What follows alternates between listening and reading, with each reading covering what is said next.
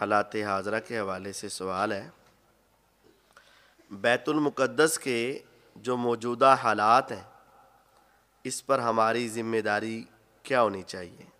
ہماری ذمہ داری ہے حکمرانوں کو جگائیں، ان کو کہیں جو قرآن پڑھا ہے آپ نے، اس قرآن میں سورۃ نساء ہے، اس کے اندر یہ آیت ہے وَمَا لَكُمْ لَا تُقَاتِلُونَ فِي سَبِيلِ اللَّهِ وَالْمُسْتَضْعَفِينَ مِنَ الرِّجَالِ وَالنِّسَاءِ وَالْوِلْدَانِ، یہ آیات ان کو پڑھنی چاہیے، اور مسلمانوں کے حکمران جو ہیں ان کو یہ بات پڑھ کے اپنی ذمہ داری کو ادا کرتے ہوئے مسلمان کی مدد کرنا فرض ہے، اس پر اپنی ذمہ داری ادا کرنی چاہیے۔ دوسری بات ہمارے کرنے کی یہ ہے کہ ہم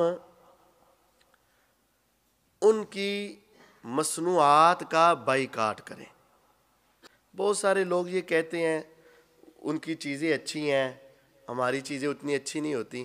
اللہ کے بندو، ہلکی چیز لے لو لیکن ایمان مضبوط کر لو۔ تم اپنے ایمان کو اتنا مضبوط کرو کہ میں یہودی کی مصنوعات کا بائیکاٹ کرتا ہوں، میں مسلمان کی چیز لوں گا، ہلکی بھی لے لوں، چیز ہلکی ہو جائے گی لیکن تیرا ایمان پکا ہو جائے گا، مضبوط ہو جائے گا۔ اور اگر تم دنیا کی چیز اچھی لیتے ہوئے اپنے ایمان کو خراب کر بیٹھو تو یہ مناسب نہیں۔ اور اگر یہ سوچ آئے کہ میں اکیلا آدمی اگر یہ بائیکاٹ کروں گا تو ان کا کیا بنے گا؟ ہاں، پہلی بات یہ ہونی چاہیے کہ ملکی لیول پر ان کی مصنوعات کا بائیکاٹ ہو۔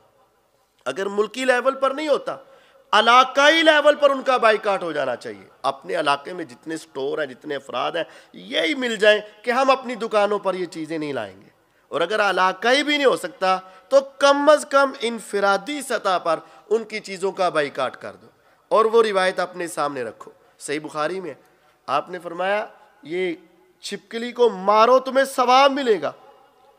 حضور علیہ السلام چھپکلی کو مارنے سے ثواب؟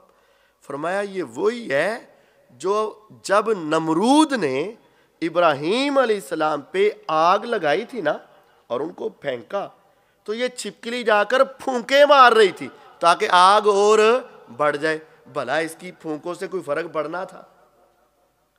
نہیں پڑنا نا، لیکن اس نے پھونک مار کر نبی کے دشمنوں میں اپنا نام لکھوا لیا۔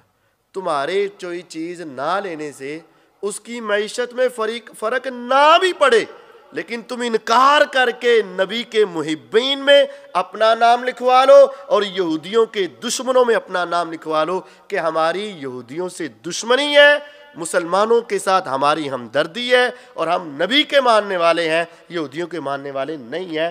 وہ اگر ایک چھپکلی پھونک مارنے کی وجہ سے نبی کی دشمن بن سکتی ہے تو آپ ایک چیز نہ خریدنے کی وجہ سے نبی کے ساتھیوں میں شریک ہو سکتے ہو، تو ان کا سوشل بائیکاٹ کرو۔ تیسری اور آخری بات یہ ہے کہ آپ ان کے لیے دعائیں بھی کریں۔ بعض لوگ کہتے ہیں لو جی دعاواں کرن دا کی فائدہ، اتھے جاؤ۔